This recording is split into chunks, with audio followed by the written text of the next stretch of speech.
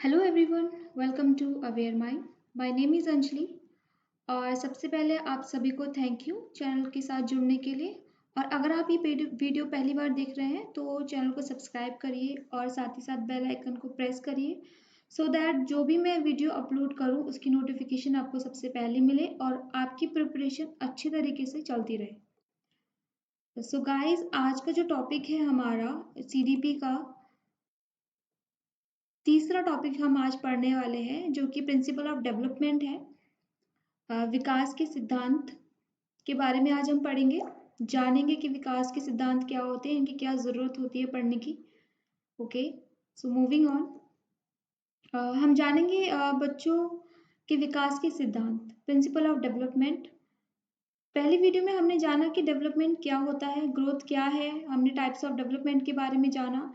अगर हम बात करें कि डेवलपमेंट के प्रिंसिपल को क्यों पढ़ा जाता है, क्या ज़रूरत होती है, डेवलपमेंट एक क्या उसकी नीड होती है, तो हम सबको पता है कि डेवलपमेंट एक जटिल प्रक्रिया है, कंटिन्यूस है, मतलब निरंतर चलता है।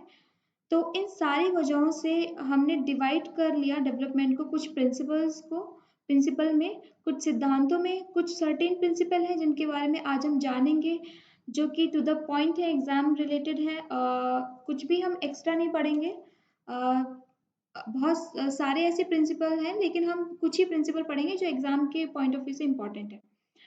तो आज का जो पहला प्रिंसिपल है, प्रिंसिपल ऑफ कंटिन्यूस या चेंज, से हम हिंदी में निरंतरता का सिद्धांत बोलते हैं या फिर परिवर्तन, बदलाव जो निरंतर है उसमें परिवर्तन भी होगा। बिल्कुल, विकास कभी भी रुकता नहीं है।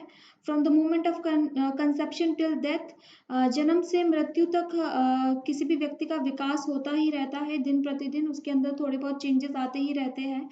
देर is no break, discontinuity in development, किसी भी तरीके का कोई ब्रेक नहीं होता है, डिसकंटिन्यूटी नहीं होती है डेवलपमेंट में। सम स्टेजेस पे डेवलपमेंट जो है, विकास जो है तेज हो जाता है, कभी कभी स्लो हो जाता है, लेकिन डेवलपमेंट कभी रुकता नहीं है, चलता रहता है। दूसरा प्रिंसिपल हम पढ़ेंगे, जनरल टू स्पेसिफिक होता है। जनरल टू स्पेसिफिक मतलब सामान्य से विशिष्ट की ओर। शुरुआत में बच्चा पूरी बॉडी से रिस्पॉन्स करता है, उसके बाद धीरे धीरे कंट्रोल गेन करने लग जाता है बाकी बॉडी पार्ट्स पर।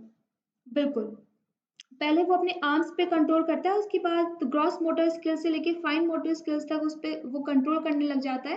पहले अपने आर्म के थ्रू वो इशारे करता है, देन उसके बाद वो अपनी फिंगर्स पे कंट्रोल करने लग जाता है, मतलब फाइन मोटर स्किल पे उसका कंट्रोल आने लग जाता है, मतलब जनरल टू स्पेसिफिक हो जाता है। तीसरा जो प्रिंसिपल है, इंडिविजुअल डिफरेंसेस की बात अगर हम करें, व्यक्तिगत विभिन्नताओं की अगर हम बात करें, तो हम सभी जानते हैं कि हम व्यक्तिगत तौर पे हम सभी एक दूसरे से अलग होते हैं। अगर कोई ट्विंस भी है, सेम दिखने में है, तो भी वो एक दूसरे से अलग है, उनका इंटरेस्ट अलग है, उनका बिहेवियर अलग है, क्योंकि हम सब एक समान नहीं है, हम सब अलग है।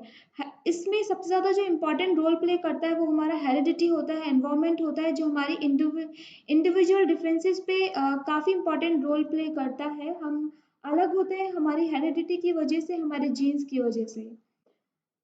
Moving on to the next slide, principle of development is a product of maturation and learning. हमने बात की थी परिपक्वता की, जो कि एक बायोलॉजिकल टर्म है जो कि पूरी तरह से हेरिडिटी पर प्रभावित होता है। लर्निंग तभी होती है जब कोई बच्चा पूरी तरह से मैच्योर होता है। लर्निंग और डेवलपमेंट को जो मैच्योरेशन है वो लिमिट सेट कर देता है लर्निंग और डेवलपमेंट के लिए, क्योंकि किसी भी बच्चे का अगर पूरी तरीके से मैच्योर नहीं हुआ है तो कहीं ना कहीं उसके विकास में वो बाधा करेगा, वो उसका पूरी तरीके से उसका विकास नहीं हो पाएगा, लर्निंग नहीं हो पाएगा, ठीक तरीके से वो उसका विकास नहीं हो पाएगा। Moving on to the next principle, जो कि है अर्ली डेवलपमेंट का। बिल्कुल, हम जानते हैं सबसे ज़्यादा जो विकास होता है किसी भी बच्चे का वो होता है अर्ली चाइल्डहुड में। बहुत ही प्रेशियस टाइम होता है, इसमें हमें बच्चे पे ध्यान होता है, उसकी न्यूट्रिशनल डाइट पर, उसके इमोशनल, सोशल, कल्चरल एक्सपीरियंसेस पर। ठीक है, हमें उसे प्रॉपर न्यूट्रिशनल डाइट देनी होती है ताकि उसकी इम्यूनिटी स्ट्रॉन्ग बने, डेफिशिएंसीज डिसीज़ से वो लड़ पाए, उसके अंदर किसी भी चीज़ की डेफिशिएंसी ना हो। इमोशनली हमें स्ट्रॉन्ग बनाने की ज़रूरत है ताकि वो सोशली लोगों से मिल पाए, उसके अंदर सामाजिकता आए, कल्चर को समझे वो। आगे हम बढ़ते हैं इंटर रिलेशन की बात अगर हम करें, all types of development that is physical, mental, social and emotional एक दूसरे से रिलेटेड है। परस्पर संबंध का सिद्धांत है ये। इसके अनुसार जो बच्चे हैं फिजिकल, मानसिक तौर पर, संवेगात्मक तौर पर आदि के विकास में परस्पर संबंध होता है इन सब का।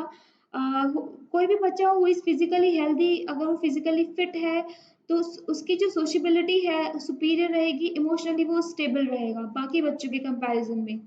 Moving on to the next slide, हम जानेंगे यूनिफॉर्म पैटर्न एंड सीक्वेंस के बारे में। बिल्कुल, हम सभी का एक डेवलपमेंट विकास के लिए एक यूनिफॉर्म पैटर्न होता है, एक यूनिफॉर्म सीक्वेंस होता है। हम सभी एक पर्टिकुलर यूनिफॉर्म पैटर्न से हम बढ़ते हैं। हम पहले क्रॉल करते हैं, उसके बाद हम चलना सीखते हैं। हमारा लैंग्वेज डेवलपमेंट एक तरीके से सीक्वेंस में होता है। जो पहले सबसे पहले क्या होता है, हमारा सर का विकास होता है, पहले सर डेवलप होता है, उसके बाद हमारे बाकी की बॉडी पार्ट्स डेवलप होते हैं। सिमिलर सीक्वेंस होता है डायरेक्शन, ठीक है, सिमिलर डायरेक्शन में, सिमिलर सीक्वेंस में, सिमिलर पैटर्न में हम लोग डेवलप करते हैं। दूसरा अगले प्रिंसिपल पे हम चलेंगे, प्रिंसिपल ऑफ इंटीग्रेशन, एकीकरण का सिद्धांत।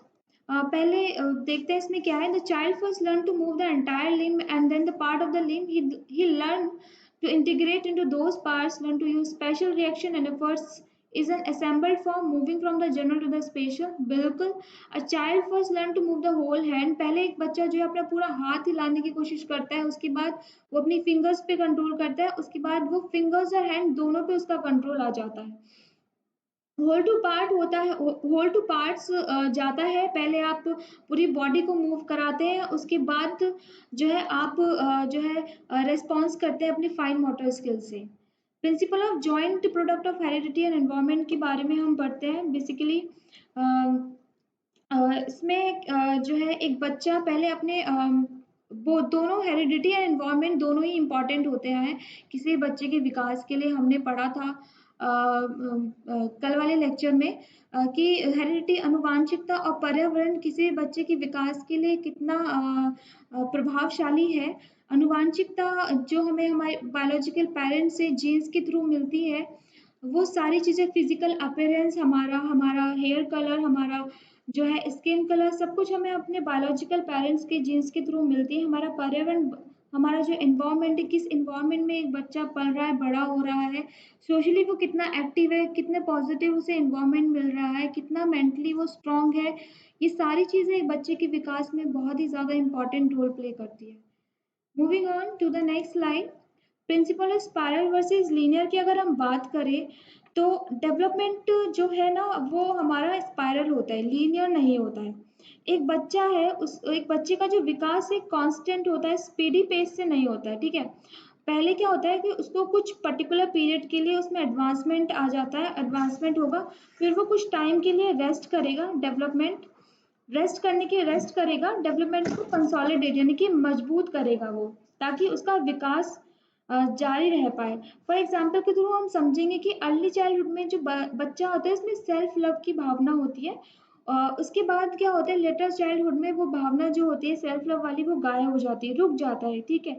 उसके बाद एडोलेसेंट की एज में वो फिर से वापस आ जाती है। तो बैक एंड फोर्थ चलता है ये, बैक एंड फोर्थ चलता है, सिंपल टू कॉम्प्लेक्स हम कह सकते हैं इसे। आगे बढ़ते हैं हम, हमारा लास्ट जो प्रिंसिपल है आज का, प्रिंसिपल ऑफ डायरेक्शन। इसको हम दो पार्ट्स में डिवाइड करते हैं, मतलब सेफलोकॉर्डल और प्रॉक्सिमोडिस्टल दोनों ही एग्जाम पॉइंट ऑफ व्यू से इम्पॉर्टेंट है। कई बार यहाँ से क्वेश्चंस आए हैं। देखते हैं सेफलोकॉर्डल सीक्वेंस क्या होता है। That means spread over the body from head to foot. Head to foot का मतलब होता है कि सर से पैर की ओर जाता है, अर्थात पहले बच्चे का सर बनता है, फिर बाकी के बॉडी पार्ट्स बनते हैं। A child first gain control on her head, पहले वो अपने सर पे कंट्रोल करना सीखता आता है उसको, पहले वो अपने सर पे कंट्रोल करता है, उसके बाद ही और she could catch hold of object, वो बैठता है, क्रॉल करता है, उसके बाद वो खड़ा होना सीखता है। प्रॉक्सिमो डिस्टल सीक्वेंस की अगर हम बात करें तो प्रोसीड करता है from central part of the body towards peripheries. In this sequence spinal cord, पहले स्पाइनल कॉर्ड डेवलप होती है, उसके बाद उसका हार्ट, देन उसके बाद उसके arms. A child could use her arms before her hands and use her hand before ही और she could control the movement of her fingers. पहले वो अपने आर्म्स पे कंट्रोल करता है, उसके बाद वो अपने हैंड पे कंट्रोल करता है एंड देन वो अपनी फिंगर्स पे, और अंत में आके वो अपने फिंगर्स, हैंड और जो है हाथ सब पे कंट्रोल करना, उसको मतलब कंट्रोल करना सीख जाता है। धीरे धीरे वो ग्रो करता है, डेवलप करता है। Thank you guys for watching this video. अगर आपको मेरी वीडियो पसंद आई है तो प्लीज़ अपने फ्रेंड्स के साथ शेयर करिए, वीडियो को लाइक करिए, चैनल को सब्सक्राइब करिए, ताकि इसी तरह और भी इंफॉर्मेटिव वीडियोस आपको मिलती रहें। Thank you guys.